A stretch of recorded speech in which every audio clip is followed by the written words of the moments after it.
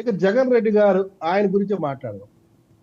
నేరాలను ఏ రకంగా ప్రోత్సహించాడు అనే దానికి నేను 2 ఉదాహరణలు చెప్తాను. ఎక్కువ ఉదాహరణలు కూడా తీసుకున్నాను, ఎందుకంటే సమయం కూడా చాలు కాబట్టి.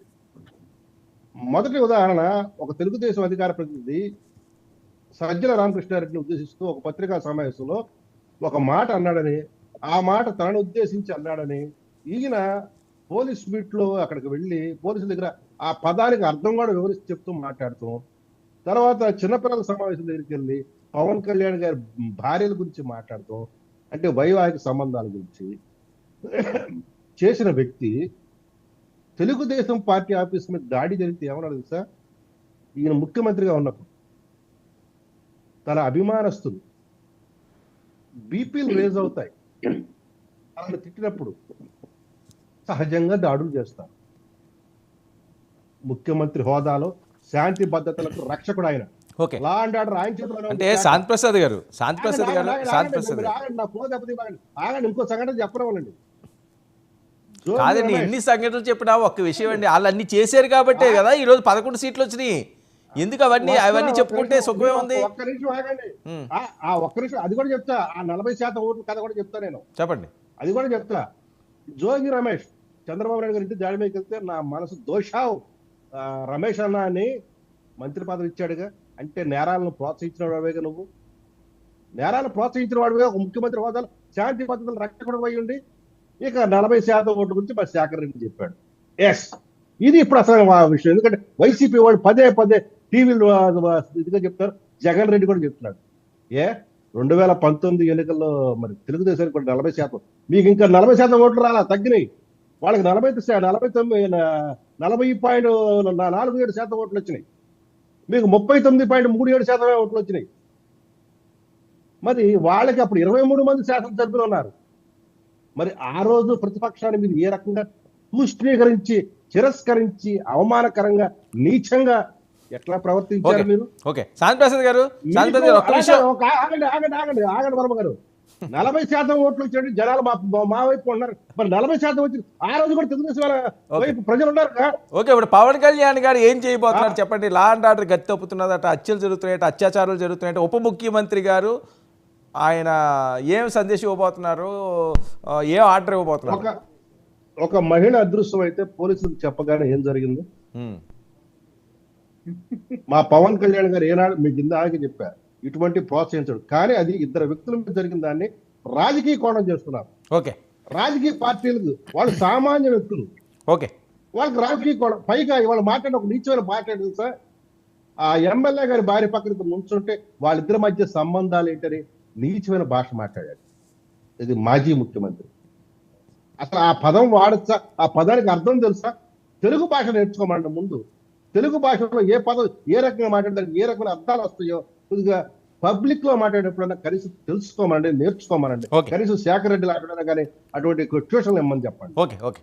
అక్కడ అమ్మడి రాంబాబు ఉన్నాడు, వాడికి ఏమి తెలియదు, వాడికి తెలిసిన భాష వేరు. Okay, okay. బాలకోటి గారు, భాష సరిగ్గా రానివ్వండి. శాంతి ప్రసాద్ గారు వాడు వీడు మాజీ మంత్రి వర్యులు, వాడు వీడు ఏంటండి చర్చా కార్యక్రమాల్లో?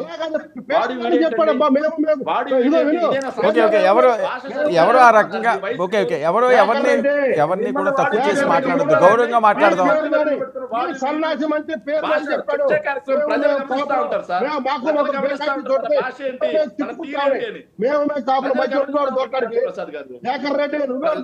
ప్రసాద్ గారు మీరు ఒక అడ్వకేట్, హైకోర్టు అడ్వకేట్, మీ నుంచి వచ్చే భాష వాడు వీడియో మంత్రి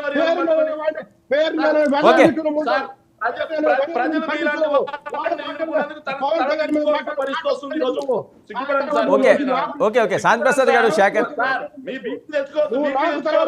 1 minute, Shekhar 1 minute. Okay, okay. Shanti Prasad garu, అందరికీ గౌరవం ఇచ్చి మాట్లాడదాం. Okay, Shanti Prasad garu, okay, okay, okay. Shanti Prasad garu, గతం అండి, అయిపోయింది కదా, గతం అయిపోయింది. మళ్ళీ దాన్ని ఆ రోజు అలా అన్నారు, ఈ రోజు అలా అనుకుంటారంటే నెవర్ అండి ఇవి. ఓకే, ఓకే, ఒక్క నిమిషం అండి.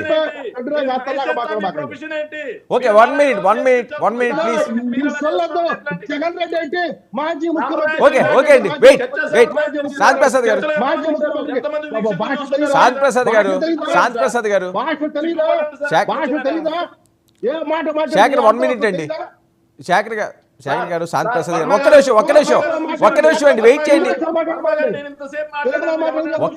ఒక్క నిమిషం నేను చెప్తున్నాను వినండి. ఓకే నేను చెప్తున్నాను. శేఖర్ 1 మినిట్ అండి. శేఖర్ 1 మినిట్. నేను మీ పేరు నాని భాష మాట్లాడా ఎందుకు అంత నొప్పి వచ్చిందా? మీ పేరు ఓకే నాని భాష శాంతి ప్రసాద్ గారు శేఖర్ రెడ్డి గారు ఆగాలి మీరు. పేరు నాని భాష ఒక్క మాట్లాడా. నిమిషం అండి ఆగాలి. ఎవరికి అర్థం కాదు పర్సనల్ గా వద్దు, వినండి భాషలో మాట్లాడా.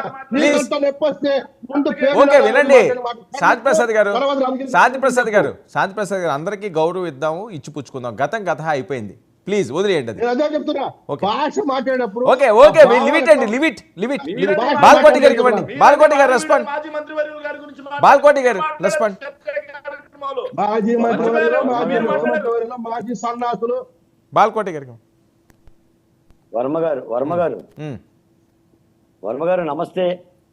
ఓకే అండి నమస్తే. డిబేట్లో పాల్గొన్న అందరికి కూడా ఉమ్. ధన్యవాదాలు. ఇప్పుడు శేఖర్ రెడ్డి గారి నన్ను శాంతి ప్రసాద్ గారిని నోట్లో పెట్టారా? లేదా వాళ్ళే మ్యూట్ అయ్యారు, లేదు మాట్లాడాలి. ఆగారా? అంటే ఒకటి వర్మ గారు ఉమ్. డిబేట్ ని కంట్రోల్ చేయలేకపోతే సబ్జెక్ట్ అంతా కూడా అదే అందుకనే మ్యూట్ పెట్టామండి. మాట్లాడండి ఈ మీరు. రాష్ట్రంలో చాలా అలజడి పరిస్థితి ఉంది. అవును. మీ టీవీ కూడా ప్రజలందరూ చూస్తున్నారు, మనం గమనించాలి. ఉమ్. రోమాలు నిక్కరబడిచే సన్నివేశంలో ఆంధ్ర రాష్ట్రం ఉంది ప్రజెంట్ గా. అందుకని కొన్ని సమయాల్లో వాదోపవాదనలు చేసుకోవటం, పశ్చిమ సవాల్ అంటాం భావ్యం. కానీ ఈ సమయంలో కూడా అవును. మళ్ళీ పాత సాంప్రదాయాన్ని కొనసాగిస్తే ఇబ్బందిగా ఉంటుంది. సరిపోతే నేను విషయంలోకి వస్తా. వర్మ గారు, ఉమ్. పొంగనూరు, వినుకొండ ఈ రెండు ప్రాంతాలు కూడా చాలా సమస్యాత్మక గ్రామాలండి, చాలా సున్నితమైన గ్రామాలు. ఇది పోలీసు రికార్డుల్లోనే ఉంది. అవును. పోలీస్ యంత్రాంగం కానీ ప్రభుత్వం కానీ ఆయా సున్నితత్వం కలిగిన ప్రాంతాల మీద ఖచ్చితమైన నిఘా పెట్టి తీరాల్సిందే. నాకు తెలిసి అధికారంలో ఉన్న పార్టీలు జనసేన కానీ, తెలుగుదేశం కానీ, భారతీయ జనతా పార్టీ కానీ ఈ రోజున అధికారంలో ఉంది. వైసీపీ పార్టీ ప్రతిపక్షంలో ఉంది. ఎవరికి ఎన్ని సీట్లు వచ్చాయనేది చర్చ కాదు ఇక్కడ. నానానికి బొమ్మ బొరుసు ఉన్నట్టుగా ఈ వినుకొండ సంఘటన కూడా రాజకీయ కోణం ఉంది, శాంతి భద్రతల కోణము ఉంది. నాలాంటి దళిత బహుజన కులాల ప్రతినిధిగా 5 ఏళ్ళు ఈ ప్రభుత్వం రావాలని కోరుకున్న వ్యక్తిగా, ఎందుకంటే మేము తెలుగుదేశం పార్టీ, కూటమి పార్టీలు రావాలని కోరుకున్నాం, పని చేశాం, కష్టించాం, 1631 రోజులు అమరావతి ఉద్యమం చేశాం. కాబట్టి మాకు బాధ్యత ఉంది. ఇలాంటి సంఘటనల పట్ల అడిగితే సమాధానం చెప్పాల్సిన బాధ్యత మాకు ఉంది. నేను చెప్తున్నాను వర్మ గారు, ఇది కాస్త పట్టి కింద రాయి సంఘటనే. ఎవరైనా